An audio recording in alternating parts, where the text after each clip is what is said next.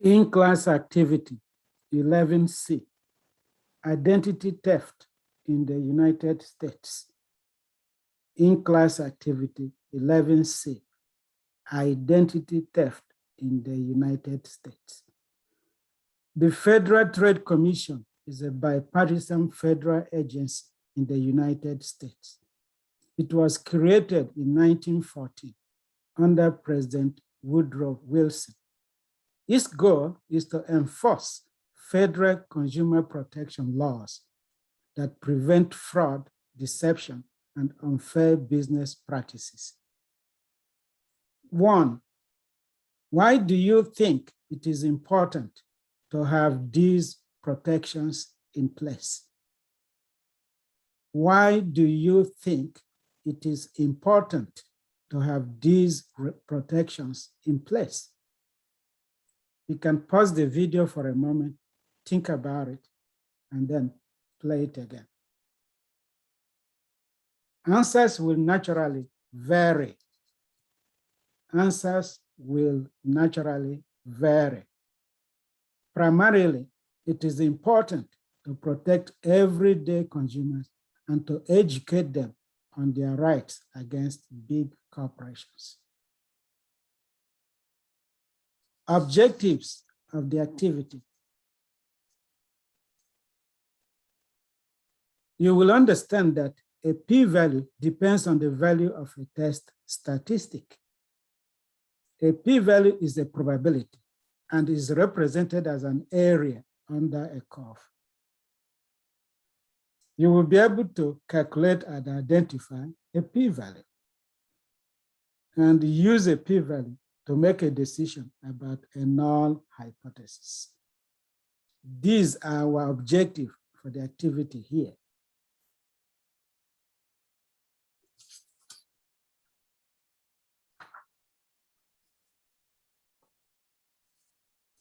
Let's go to number 2.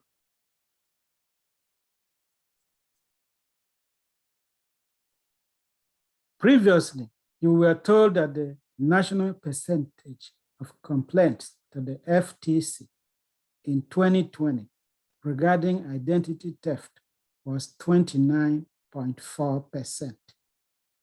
A commission in Florida is asked to study the complaints locally and to determine whether Florida was exceeding the national trends.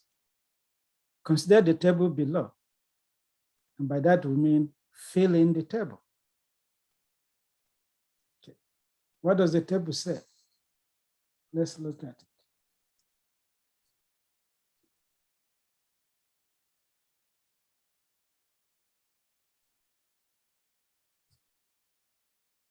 The table gives us number of complaints due to identity theft out of 500.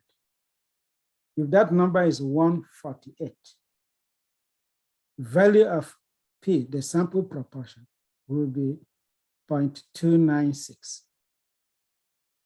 How do we get 0.296?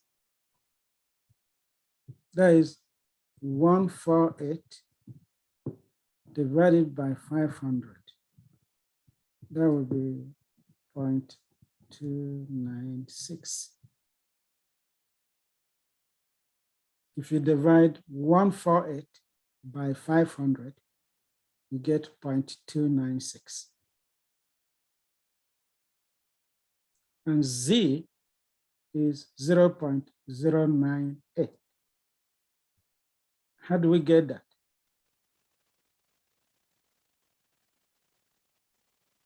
We do it as we did here. You do the p hat, which is 0.296, minus 0.294, divided by the under the 0.0204. That should give us 0.098. You write it out here.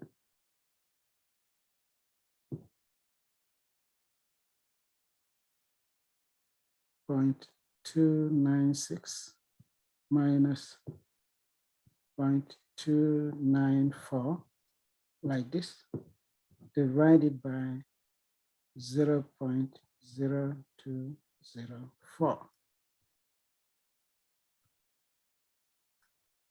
That will give us 0.098.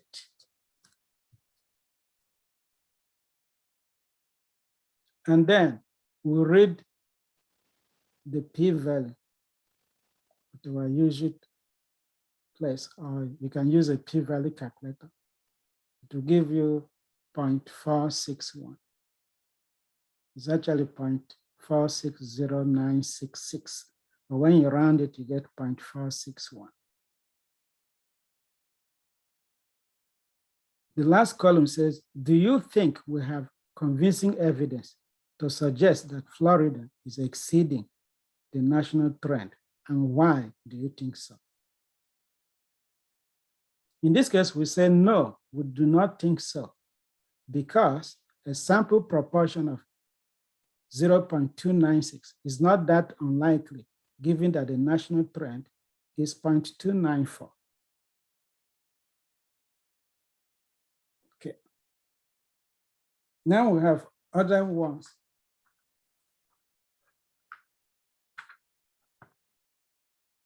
So we'll do the same thing we've done now.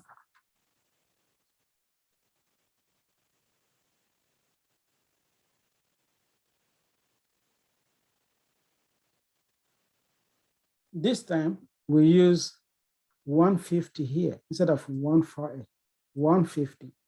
So we do 150 divided by 500. That should give us 0.3. And then you do 0.3 minus 0.294 divided by this. By using this formula for Z, we get 0.29. So replace p hat here with 0.3. That will give you this. And then we read the p-value again. We get 0.3859. So we say no, since sample proportion is 0.30, it's not so unlikely, as the national trend is 0.294. And it's not so unlikely because looking at the standard error, it's still very tiny. Okay, if we change 150 to 155, instead of 150, suppose it is 155. Go ahead and calculate it and see what you get. That is, calculate the proportion, calculate the Z, the test statistic, calculate the p-value, and then answer this last question, whether you think there is convincing evidence to suggest that Florida is exceeding the national trend. You can pause it, try it first, and then play it again. You will see that for 155 divided by 500 will give us 0.31. 0.31 minus 0.294 divided by 0.0204. That will give us 0.78. With this test statistics, with this Z, we can read the p-value to be this. And once more, we say, no, since sample proportion is this, it's not so unlikely. Once you can do this too, it's the same thing that we'll repeat for the remaining numbers. And we'll just show you what it is. You can test it first before looking at them. So for 160, we do 160 divided by 500. 160 divided by 500. That will give you this.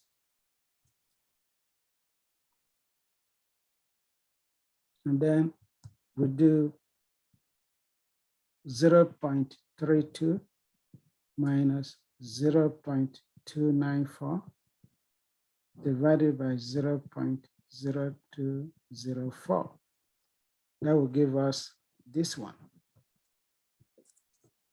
And then with 1.27, you read the p-value to be this.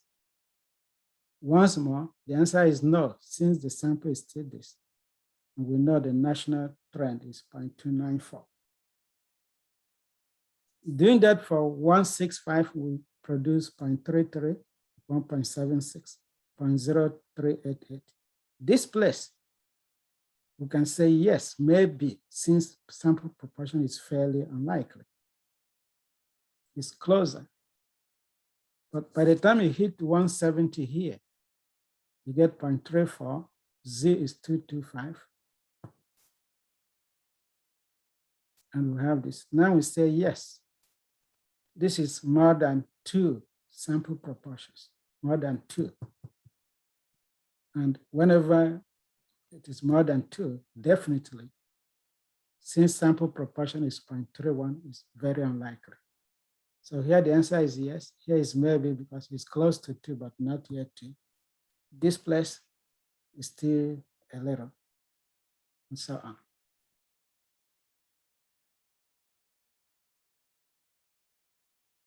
Okay.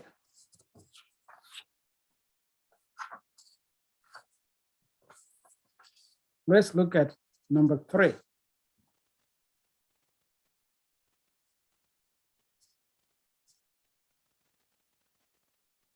At what point does it appear that something unusual or unexpected is happening in Florida? That is, how many identity theft claims out of 500 total claims would make you think that Florida is exceeding the national trend?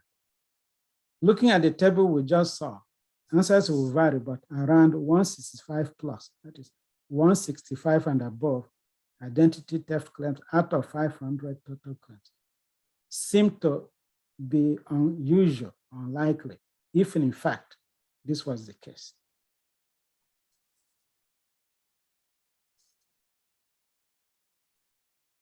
Now, suppose that in a sample of 500 claims, 460 of them were because of identity theft. If the true population proportion were really 0.294, does it seem reasonable that a random sample proportion where P equals 0.92? Was this particular group of 500 just incredibly unusual? Instead, can we start to establish that maybe the population proportion is somewhat something else, allowing us to reject the null hypothesis? A p-value assists us in determining whether or not we have evidence to reject the null hypothesis. Essentially, we establish a cutoff value. There is no absolute cutoff value, but typically we use 5%. These 5% represent extreme areas under the curve. That is, it represents the unusual values. We compare the p-value to alpha, which is the significance level of the test. The significance level alpha is the cutoff for p-values at which we have enough evidence to reject the null hypothesis. Typically, small evidence levels such as 1%, 5%, or 10% are used in hypothesis testing. You will learn more about significance levels and their importance in lesson 11E. In order to make a decision about the null hypothesis, we write alpha as a decimal and compare it to the p-value as follows. If p-value is less or equals to alpha, we have enough evidence to reject the null hypothesis, and we have convincing evidence to support the alternative hypothesis. Otherwise, that is, if p is bigger than alpha, we fail to reject the null hypothesis or do not reject the null hypothesis, and we do not have convincing evidence to support the alternative hypothesis. That is, otherwise, we fail to reject the null hypothesis or do not reject the null hypothesis, and we do not have convincing evidence to support the alternative hypothesis. When we fail to reject a null hypothesis, it does not mean there is support in favor of the null. Instead, this means that we just did not use enough we did not see enough evidence to be convinced that the null hypothesis is not true. Let's say it again. When we fail to reject a null hypothesis, it does not mean there is support in favor of the null. Instead, this means that we just did not see enough evidence to be convinced that the null hypothesis is not true. Okay.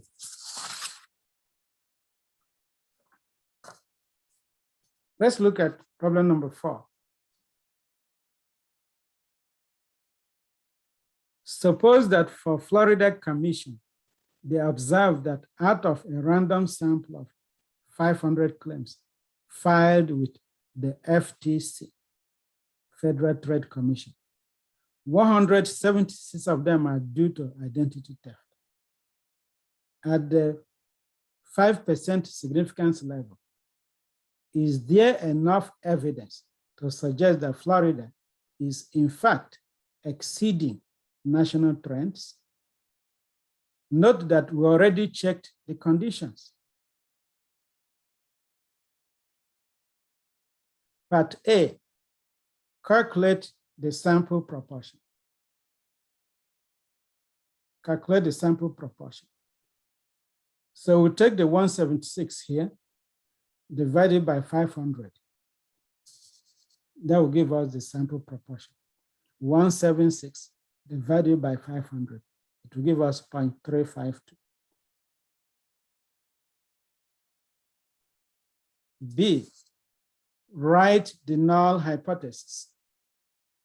The null hypothesis, H0, comes from the given statement. And that is the fact that it is 29.4%. So P equals 0.294.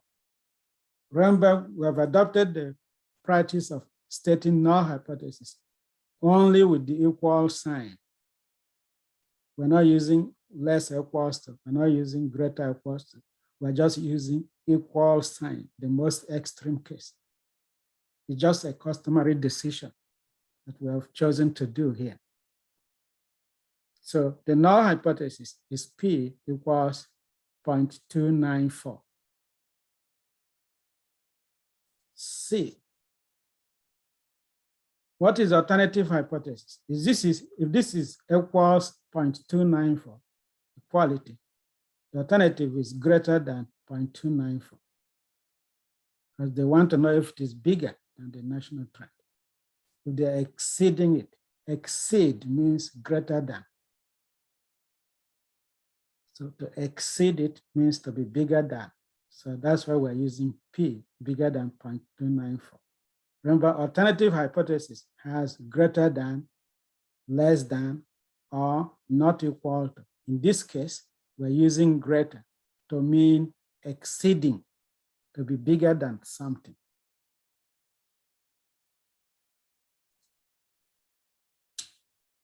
D, calculate the test statistics. Remember the way we did on the table, the previous example, 2. So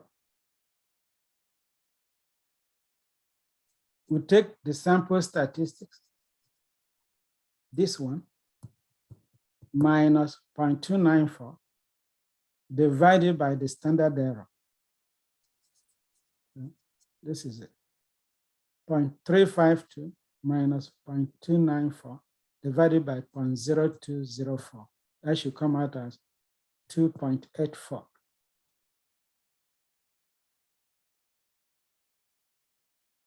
Okay.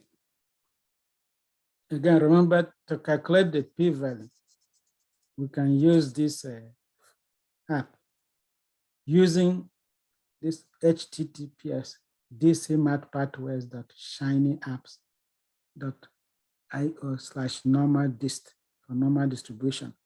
Calculate the p-value, that is, identify the area on the right of your test statistics. On the right, because this is greater than. So the p-value is 0.0023. You can read it directly from here or use any of the p-value calculators. That is E.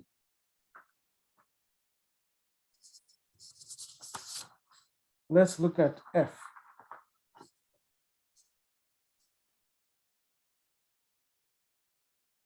F says, F, at 5% significance level, is there enough evidence to reject the null hypothesis? Why or why not? We say reject the null hypothesis because 0.023, the p-value is less than alpha. P is less than alpha, so reject the null hypothesis. This is p-value. And this is less than alpha. P-value is less than alpha.